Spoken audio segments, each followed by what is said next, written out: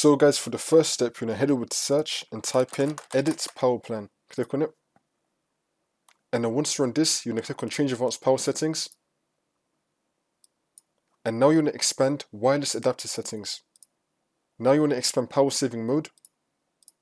And then once we're here, you want to set everything that will come up here to maximum performance. So other than you've got one option right here called setting, you may have on battery and you may also have plugged in.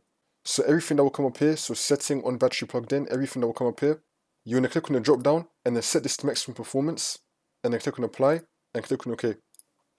And now for the next step, you want to head over to search again and type in device manager. Click on it.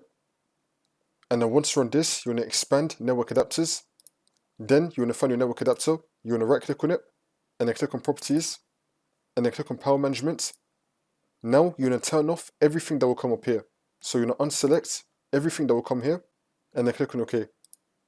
Now you want to right click on it again and then click on update driver and then click on search automatically for drivers. Make sure that you have the best drivers for device installed. Now you want to go back and then click on browse my computer for drivers and then click on every pick from a list. You want to install the driver that you think is most applicable to your network adapter. This one's mine right here. Click on next. You want to install that.